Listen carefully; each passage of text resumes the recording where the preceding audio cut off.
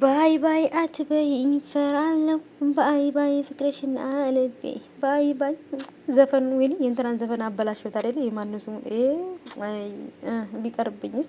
አሰላሙ አለይኩም ወራህመቱላሂ ወበረካቱ። ሰላም ሰላም፣ ውድ የተከበራችሁ የቻናሌ ተከታታዮች የኔ ውዶች የኔ ወርቆች እንዴት ናችሁልኝ? ከኔ ጋር ሁሉ ሰላም ነው አለው ትላላችሁ ማለት ነው። ዛሬም እንግዲህ ፏፈሽ ብዬ መጥቼላችኋለሁ ማለት ነው። እንግዲህ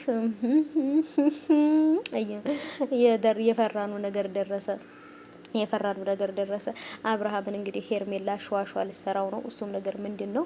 በቃ አንተ ጋራ ከመጣው ጀምሮ ምንም አይነት ኮምፎርት ተሰምቶኝ አያውቅም፣ ሰላም ተሰምቶኝ አያውቅም። በጭራሽ ደስተኛ አይደለሁም። ካንተ ጋር ከመጣው ጀምሮ በጣም ብዙ ስቃዮችንና ውጣ ወረዶችን አሳልፍ ያለው። ስለዚህ የመጀመሪያ ገዳችን ስላላማረ ለወደፊትም ደግሞ እንቀጥላለን ብለን ማለት አንችልም። ስለዚህ አንተም ከፈለክ ከሚስት ጋር ተመለስ፣ ካልፈለክም ደግሞ የራስን ህይወት ኑር።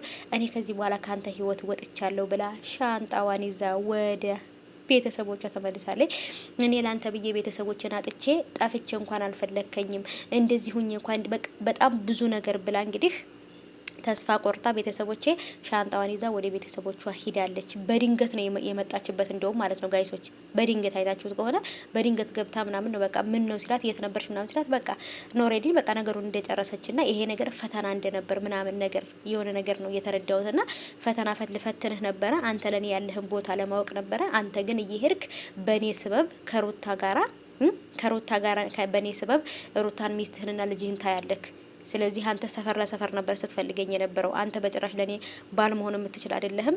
ላንተ ብዬ ቤተሰቦችን ትቻለሁ። ከዚህ በኋላ ግን ባሌ መሆን አትችልም፣ እኔ ሚስት መሆን አልችልም፣ አልፈልግም ብላው ሂዳለች። ይሄ ልጅ አሁን ከዚህ በኋላ ደግሞ ራሱን ነው የሚያጠፋው። እኔም አጭር አማርኛ ነገራችሁ፣ ራሱን ነው ከዚህ በኋላ የሚያጠፋው። አብርሃምን በደንብ ልጠብቁት ይገባል። ሄርሜላ አልፈልግም ብላው ሂዳለች። ሩታንም ትቷታል። ሄርሜላም አልፈልግም ብላለች።